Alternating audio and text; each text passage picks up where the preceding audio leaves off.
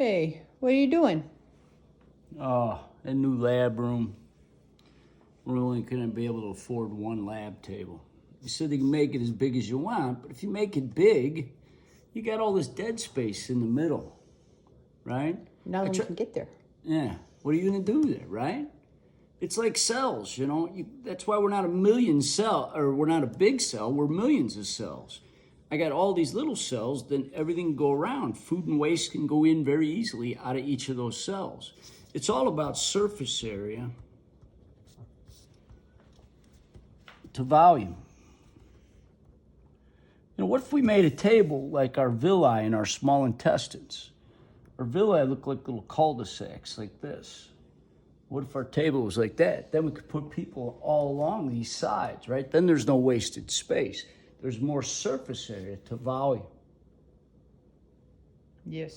Our mitochondria is like that too, right? All these little grooves in it, like little cul-de-sacs, provide more surface area to make ATPs. Our brain is like that. Right? I can't have one big fat lab table. There's too much volume and not enough surface area. That's the problem with our cells. In our cells, if I want things to diffuse into my cell, the cell can't be very big.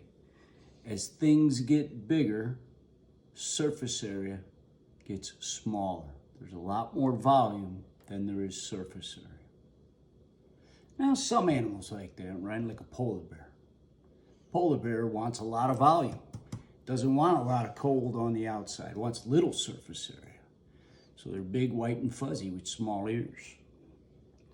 But our problem today is I want a lot of surface area. And a little volume. And a little volume. As you get bigger and bigger, the opposite happens. That's why we're millions of cells, trillions of cells, not one big cell.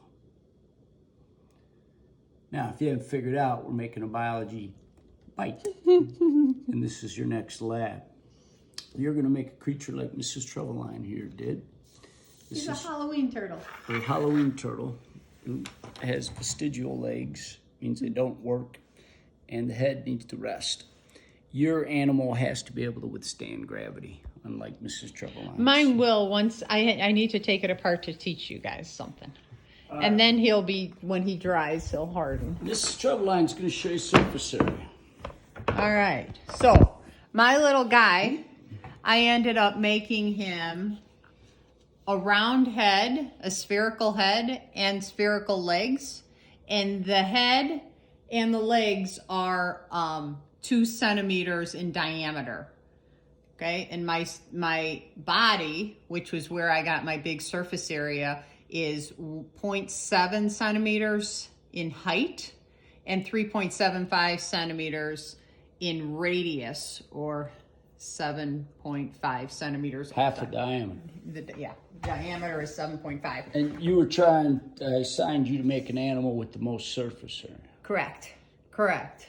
And then I had to throw in the Halloween touch. Yes, I knew you would. Oh, with a cookie cutter. You have 3 minutes. All right, here we go. And so the surface area of a sphere is 4 pi r squared, right? And by convenience, my r is 1, so that is awesome. So if I come to the head of the guy and the legs, 4 pi is 3.14. The radius is only 1 because the diameter was 2. Radius is 1 squared.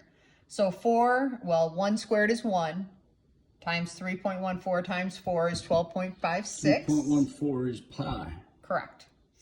Then my legs, I have 4 of them. That's what this outside 4 is. And I have that same formula inside. So pi is 3.14. 4 times 3.14 times 1 for my radius squared. Oh, now you got surface area of the head and the legs. When you times it by 4. So we got all 5 of those things right here. Okay. Then my body, I need to use the formula for a cylinder, which is 2 pi RH plus 2 pi r squared. If you're thinking about that logically, it's the area of the bottom, the area of the top, and the area of the side of the can, or the cylinder. So 2 pi is 3.14. The radius was 3.75. The height was 0.7. All those guys multiplied together gave me 16.485. Then we go again. 2 times 3.14 times 3.75 squared. So remember, on your calculator probably knows order of operation. If not, start with the exponent. 3.75 times 3.75 times 3.14 times 2 to get your 88.31. Add those two guys together, you get 104.79 centimeters squared, because we're talking in area. Add that guy to the head and the legs, and you get 167.595 divided by the volume to get your surface area to volume ratio of 1.42. You guys want to try to beat that, right?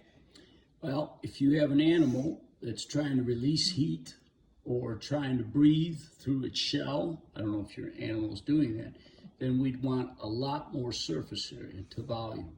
You weren't making a polar bear, were you? No, a polar bear would have a much smaller number in That's there. right. So you would have a volume. Yeah, and everyone's volume is going to be 118 because you're all using the same can of Play-Doh. So you don't have to worry about volume. And your challenge is to make that ratio as big as possible. Give him some structures like elephant ears. Why would elephant ears be good? Because their surface area is huge. They don't have all that inner spot like your lab table might if you only have one big lab table. That's right. Nice By the way, and skinny. I lied big. About that. You're going to get more than one lab table. More than one lab. But yeah, so a big skinny thing, like my turtle, how he's only 0.7. You want to have skinny areas on your creature if you want more heat to be released or to come in. Yeah. Or is your guy breathing through that shell? I don't know, his head's gonna fall off, not gonna matter. His head's cracking. Do the biology bite. Bye. Triveline biology bites.